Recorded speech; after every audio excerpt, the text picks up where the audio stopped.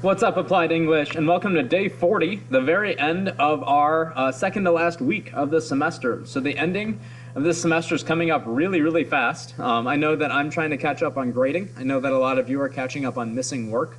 We'll talk about more of that after we work through our analysis today. Our objective for this week has been for you guys to identify imagery, symbolism, and illusions in poetry. We want to keep moving forward with just some of the basics of poetry as we end this semester, and then I'll test you over poetry terms next week. Earlier this week, I taught you guys the basics of imagery, symbolism, and illusions in our last lesson video. So if you haven't watched our last lesson yet, I would recommend doing that before you continue on this one. But in just a minute, I'll teach you guys how to identify those terms as we analyze good hot dogs together. Notice that in our lesson folder, you'll also see your quiz for vocab words L through Q. There are a couple of extra credit grammar questions on that quiz as well.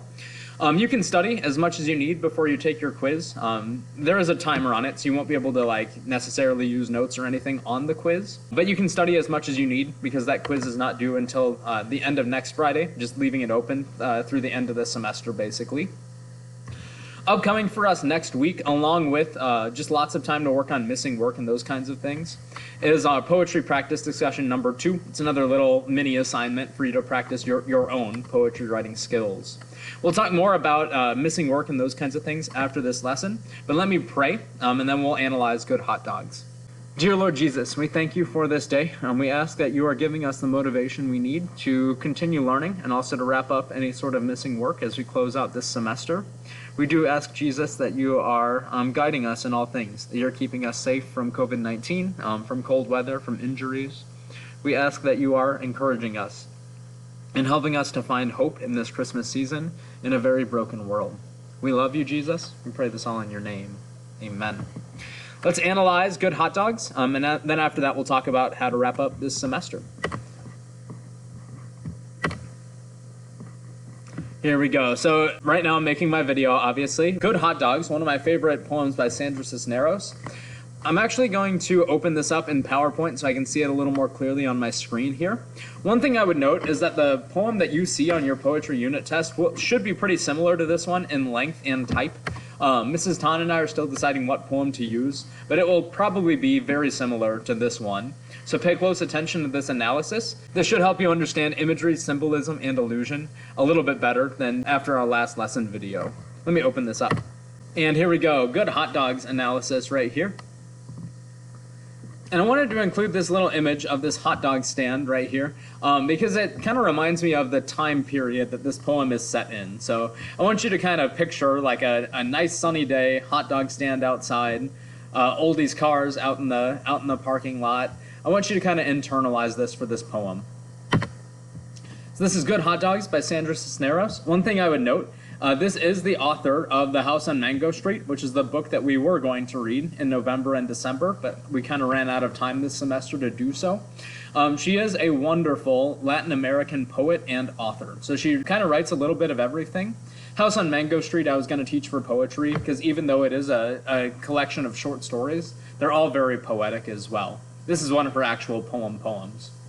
And one thing I want to do, well, I want to read this poem out loud, but one thing I'm going to do in this poem to help lead you through it too is identify imagery and sensory details. So really any specific details that engage our 5 senses, our sense of touch, our sense of sight, our sense of taste, smell, and hearing. I'm going to try to identify those by highlighting them in this poem. But let me read through it first so we can get a feel for meter and rhyme.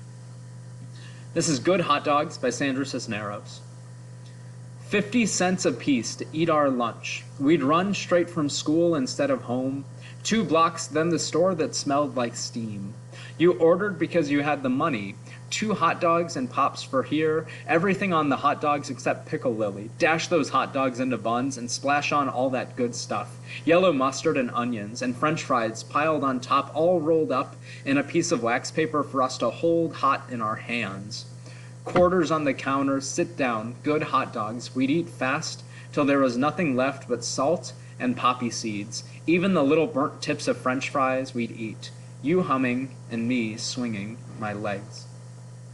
So before we talk theme on this poem, let's identify some imagery. I just got to go to... All right, sorry for the weird jump there. I Didn't realize that I had to go into full screen to use my highlight function right here.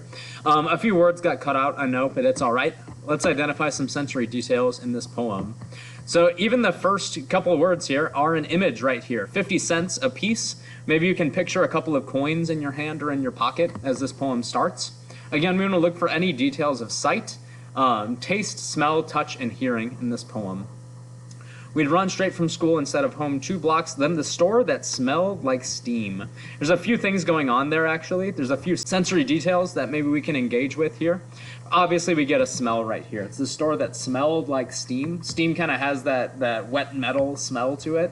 Maybe you can imagine what that's like at a restaurant or at like a hot dog stand. We also get a sound, right? Store, smelled, and steam make all these S sounds. We'll learn about alliteration next week, but you can hear a little bit there too. You ordered because you had the money. 2 hot dogs and pops for here. So food details are things that maybe we can taste or smell. Obviously, there are 2 hot dogs and 2 pops here, 2 sodas.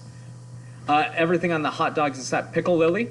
I'm not sure what pickle lily is. If I had to guess, I would guess that it's relish. Dash those hot dogs into buns, so some more food words, obviously. Both images and tastes. Dash and splash, notice we've got some cool internal rhyme going on in this poem too. All that good stuff. Yellow mustard and onions. French fries, piled on top. So I like that verb piled right there. That gives us an image, something we can see, as well as things that we can taste and smell in this poem. All rolled up in a piece of wax paper. Maybe you can feel that waxy smoothness as you think about this poem. And then another lovely touch sensory detail as well. To hold hot in our hands. Maybe you can feel what it's like to hold a warm hot dog in your hand. Notice how Sandra Cisneros likes to give us lots of sensory details so that we feel like we are in these memories in this poem as well. Quarters on the counter, maybe a couple things there. Just notice the k sound in that line. Quarter starts with a k, counter starts with a k. So notice maybe you can hear that clinking of change on the counter, but it's also maybe something you can feel and see. Sit down, good hot dogs, title of the poem. We'd eat fast till there was nothing left but salt and poppy seeds, another taste. Maybe another feeling as well. You can feel the grittiness, the graininess of salt and seeds. Little burnt tips of French fries.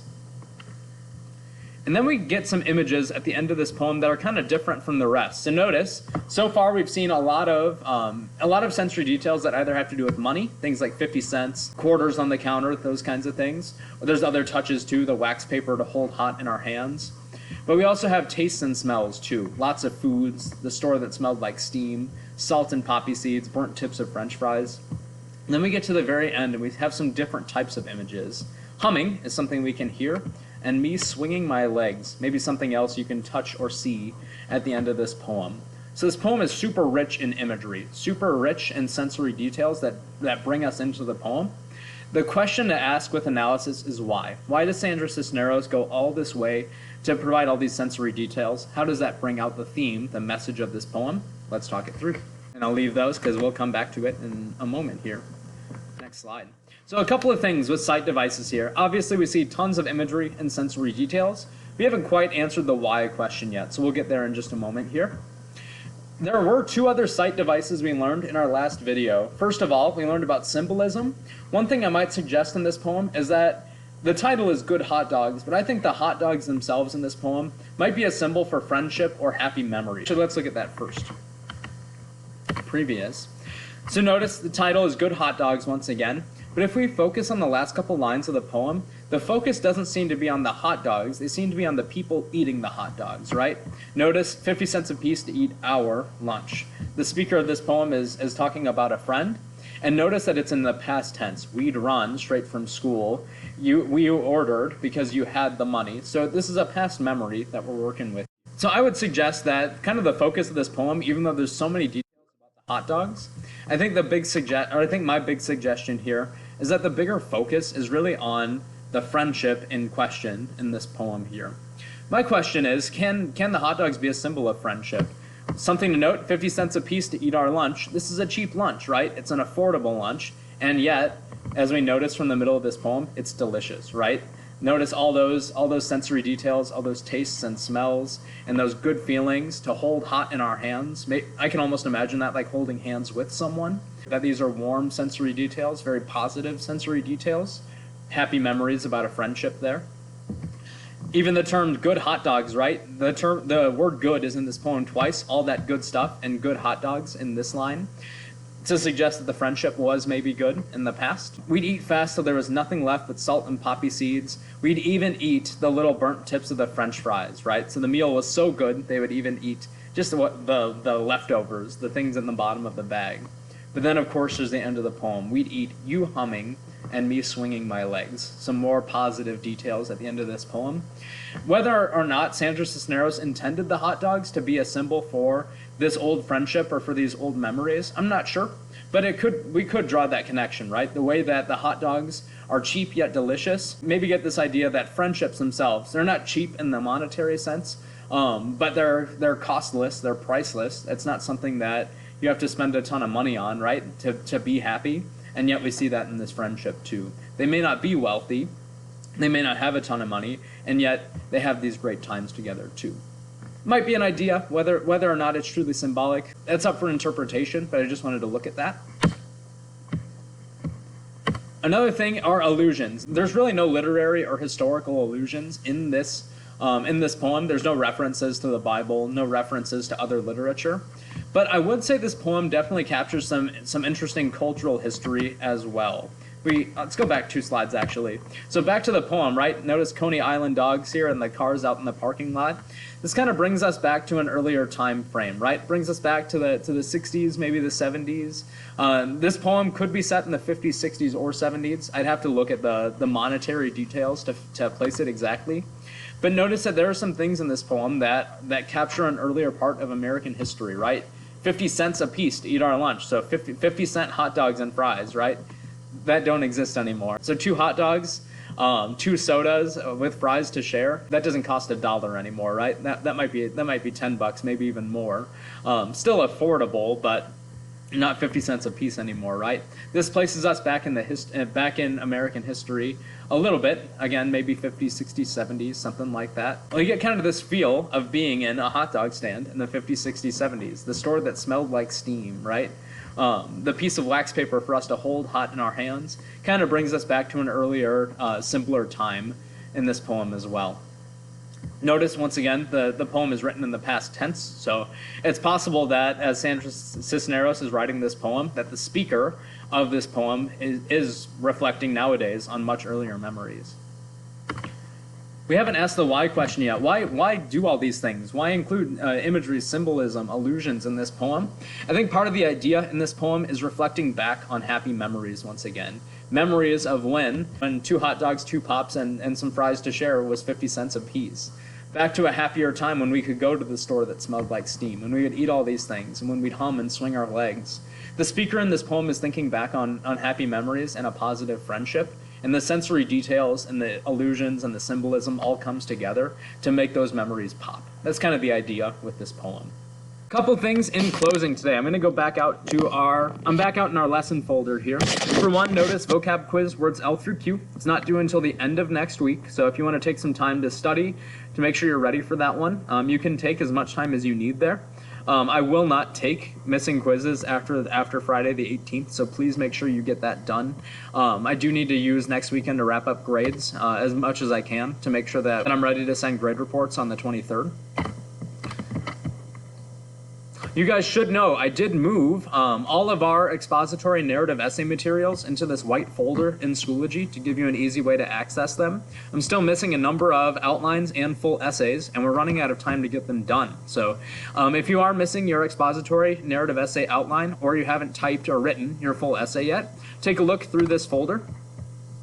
In this one, I have included some links to some lesson videos in YouTube. So my outline is split between 2 videos. I also gave my full example right here, and you can type your outline here if you still need to. A video link for typing your essay, along with some example essays you can read through for inspiration if you need. I also included our revising and editing checklist. So once you're ready to check your spelling and grammar before you turn in, you can do that right there. Another video link for how to submit your essay, and then the actual spot to submit your essay right here. Wanted to put those in one folder so you can access them easily. I will be accepting these till the end of the semester, but as soon as I grade yours, I will allow you to rewrite for a higher grade, to revise for a higher grade, I should say.